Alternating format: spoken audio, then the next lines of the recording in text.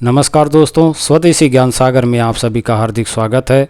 तो चलिए दोस्तों, आज की वीडियो में हम चर्चा करने वाले हैं तुलसी के विषय में। जैसा कि आप इसे देख रहे हैं, और इस तुलसी को वृंदा भी कहा जाता है और इसे काली तुलसी भी कहा जाता है, और इन्हीं नामों से ये अधिकांश हिंदी भाषी क्षेत्रों में इसे जाना जाता है। और इसकी बात करें तो तुलसी का पौधा समस्त भारतवर्ष में पाया जाता है। भारत में प्राचीन काल से ही तुलसी की पूजा की जाती है। इसे पूरे भारत में देवी की तरह पूजा जाता है और इसे बहुत ही पवित्र माना जाता है। इसे घर के गमलों में और आंगन में बड़े सम्मान के साथ लगाया जाता है। तुलसी को दैवीय पौधा माना जाता है। ये एक सुगंधित पौधा होता है। इससे सभी लोग परिचित हैं। सर्दी जुकाम हो जाने पर इसकी पत्तियों का काढ़ा या चाय बना करके पिया जाता है। हिंदू धर्म की मान्यताओं के अनुसार यह पवित्र, पूजनीय और दैवीय पौधा माना जाता है। तो चलिए दोस्तों, अब जानते हैं इसमें पाए जाने वाले रासायनिक तत्वों के विषय में। तो इसके पौधे में सिट्रिक, टार्टरिक और मैलिक अम्ल पाया जाता है। तो चलिए दोस्तों, बात करते हैं इसके गुणों के विषय में।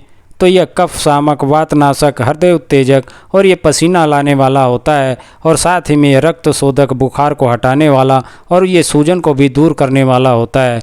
तुलसी के बीज मूत्रल और बलकारक होते हैं, और तुलसी जो है श्वास, खांसी, जुकाम, मलेरिया, पथरी, यकृत विकार और मानसिक विकार में बहुत ही काम करती है। तो दोस्तों, इसके बहुत से गुण हैं जो कि इस छोटी सी वीडियो में बताना संभव नहीं है।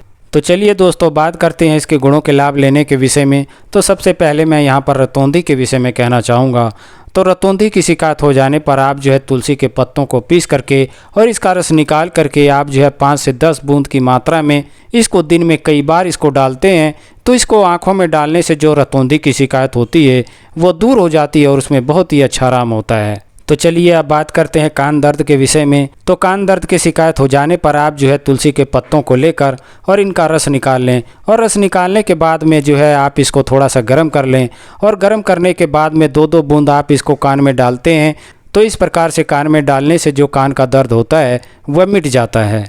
तो चलिए दोस्तों, आगे बढ़ते हुए बात करते हैं पीनस रोग के विषय में।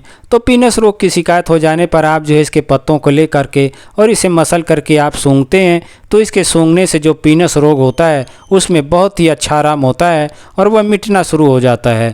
और आप चाहें तो दूसरा भी प्रयोग कर सकते हैं। आप जो है ऊपरी वाला जो हिस्सा होता है फूल वाला, उसे भी ले करके आप मसल कर सूंघते हैं, तो इसके सूंघने से भी जो पीनस रोग होता है उसमें बहुत ही अच्छा लाभ होता है। तो दोस्तों, जैसे कि दांत दर्द की भी शिकायत हो जाती है, तो ऐसी शिकायत होने पर आप जो है काली मिर्च का चूरन लेकर और तुलसी के पत्तों को साथ में ले करके और इन्हें मसल करके आप जो है इसकी गोली बना लें, और इसकी गोली बनाने के बाद में आप दांत के नीचे इसको रखते हैं, तो इसके रखने से जो दांत का दर्द होता है वह मिट जाता है। तो चलिए दोस्तों, चर्चा को आगे बढ़ाते हुए बात करते हैं गले की आवाज़ बदल जाने पर इसके प्रयोग के विषय में।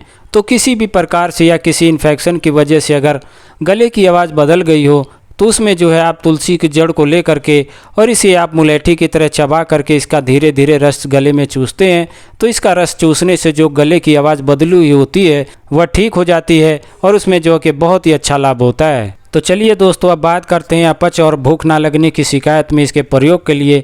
तो ऐसी शिकायत होने पर आप जो है तुलसी के पत्तों को ले करके और इन्हें पीस करके इसका रस निकाल करके आप खाना खाने से पहले इसका सेवन करते हैं। तो इस प्रकार से सेवन करने से जो अपच और भूख ना लगने की शिकायत होती है उनमें बहुत ही अच्छा आराम होता है, और इसका प्रयोग आप जो है दिन में 2 से 3 बार करें, तो इस प्रकार से बहुत ही अच्छा लाभ होता है। तो चलिए दोस्तों, अब बात करते हैं पीलिया के विषय में। तो पीलिया की शिकायत हो जाने पर आप जो है तुलसी के पत्तों को ले करके और 1 से 2 ग्राम की मात्रा में आप इसको पीस करके और इसे मट्ठे के साथ पिलाते हैं, तो इसको पिलाने से जो पीलिया की शिकायत होती है वह दूर हो जाती है और इसमें बहुत ही अच्छा लाभ होता है। तो चलिए दोस्तों, अब बात करते हैं उल्टी के विषय में। तो उल्टी की शिकायत हो जाने पर व्यक्ति जो है कि बहुत ही परेशान हो जाते हैं, तो वह चाहें तो इसका प्रयोग कर सकते हैं। आप जो है तुलसी के पत्तों को ले करके और इसे बारीक पीसने के बाद में इसका रस निकाल लें, और 10 ग्राम की मात्रा में इसका रस निकालने के बाद में 10 ही ग्राम की मात्रा में अदरक का रस भी निकाल करके और इसमें मिला लें। बराबर मात्रा करने के बाद में आप जो है आधी ग्राम की मात्रा में इसमें इलायची का चूर्ण मिला करके और आप इसका प्रयोग करते हैं, तो इसका प्रयोग करने से जो उल्टी की शिकायत होती है वह बंद हो जाती है। तो चलिए अब बात करते हैं नपुंसकता के विषय में।